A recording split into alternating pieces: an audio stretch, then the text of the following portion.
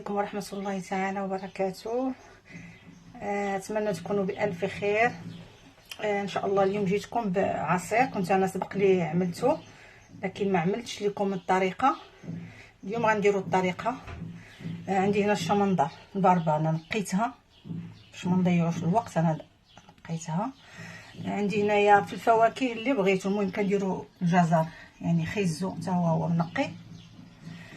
في الفواكه اللي عندك في البيت درت واحد موزه وحده، بنانه، واحد جوج مشماشات، وجوج ديال الشهديه. الا عندكم الخوخ اي حاجه عندكم في اللي فخوي كتقدروا نتوما تضيفوه.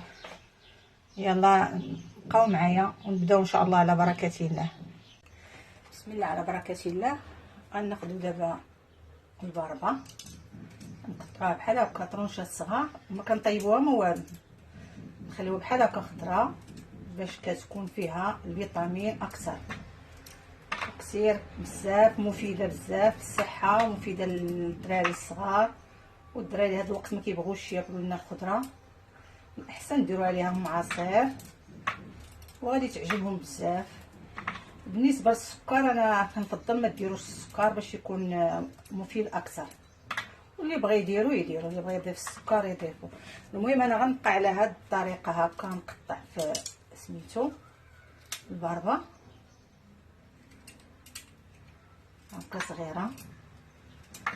عرفتو يا سلام، عرفتي كي كيجي هاد العصير والله ما تشبعوا منه. انا تقريبا الحمد لله عجبني بزاف، وحتى في الطريقه ساهل وما كيضيعش الوقت، بسرعه كيوجد ومفيد ومنعش، كيعجبني بزاف ومغذي على فكره. والله مغذي، ما ملي كتاكلوه كتشربوا هذا العصير الحمد لله غني بزاف الحمد لله. يلا خليكم معايا حتى نكمل هاد التقطيع ديال الباربه. بعد ما كملت قطعتها صغيره بحال هكذا. دابا غنجي نقطع الجزر حتى هو بحال هكا رقيق.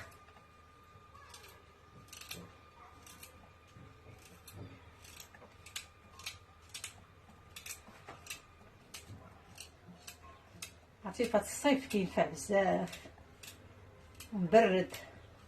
وعلى فكره اللي بغى يديروا يعصروا بالليمون يعصر بالليمون. انا بالنسبه حيت بالنسبه كيدير لي غاز الاحسن تندير له غير غادي نعمل الماء اصلا عندي ديجا طيب كيبرد، وغادي ندير نعصرو غير بالماء، غنكتفيو به.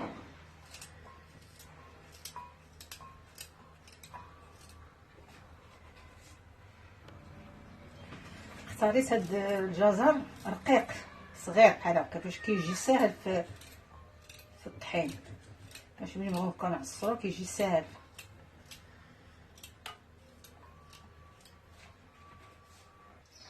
ملي ما كملت خيزو وقطعته رقيق،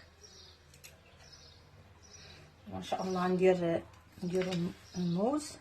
نتوما كديروا القياس اللي بغيتو.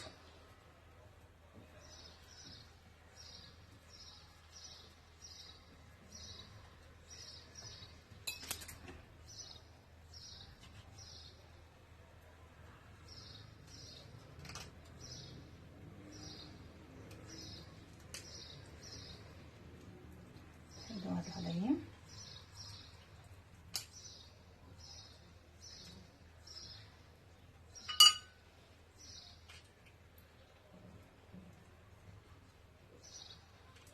اللي خوي ماشي بشروط ديروا بحال هكا، المهم اللي عندكم في البيت ما تحتاجوش اللي كاين.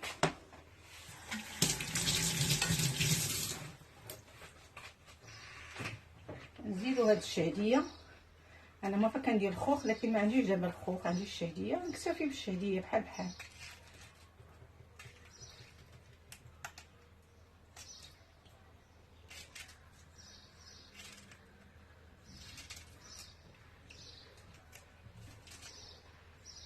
لكن التفاح حتى هو ديروه حتى هو مزيان اللي عندكم في البيت. عرفتي زعما كيجي غزال هذا العصير وكيعجب بزاف، وعطيوه حتى بالنسبه للناس الكبار لان صحي بزاف وسهل حتى في الهضم، يقدروا ياكلوه زعما يشربوا هذا احسن ما ياكلوه في طيب.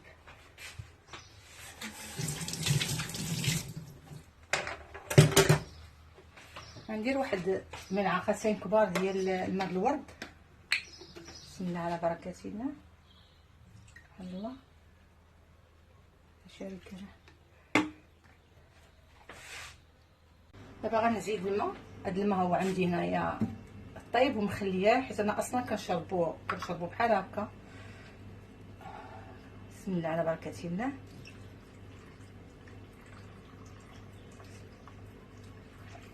والقياس اللي حتى تعمروها هكا شويه ومن بعد كتشوفوا صافي. وانتم ندخلوكم معايا انا غادي نطحنو دابا. بسم الله على بركه الله.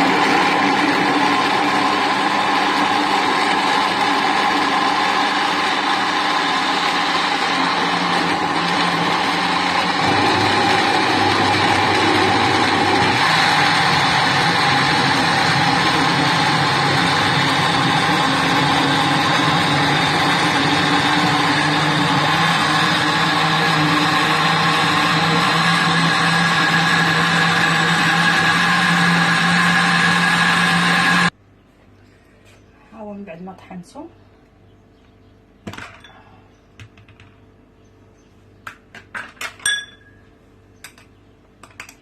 غتكون شويه بحال هكا كيجي يا سلام كيجي غزال.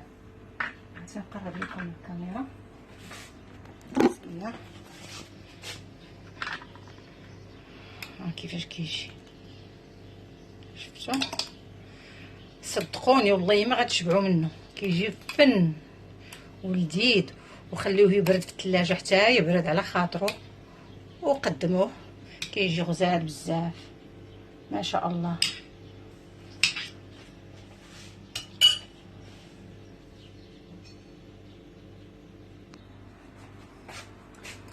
نقدموه بحال هكا نخليوه في الزيت. بسم الله على بركه الله.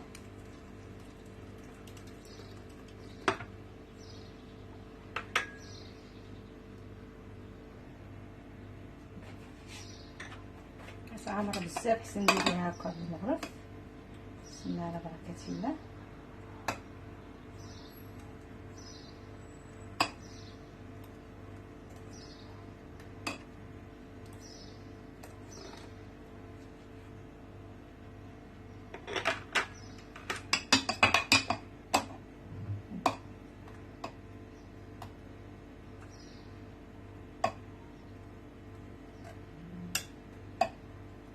وكتقدموه بحال هكا بالصحه والراحه.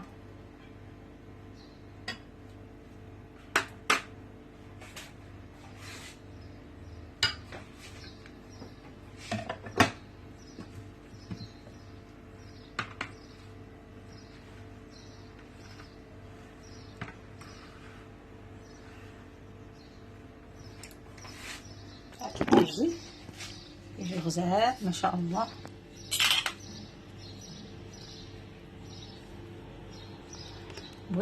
مبغيتوش هكا ثقيل شويه تقدروا تزيدوا ثاني مازال توفيو بشويه د الماء. انا جو بريفير نفضل بحال هكا. المهم على حسب كل واحد شنو كيبغي.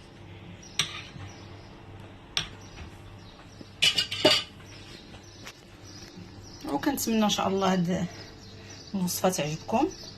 عصير كيجي زوين وكيجي فيه وكيجي لذيذ بزاف ما تشبعوش منه وكتير مفيد وبالصحه والراحه. مره اخرى ان شاء الله باذن الله، فرصه اخرى ان شاء الله. الى اللقاء.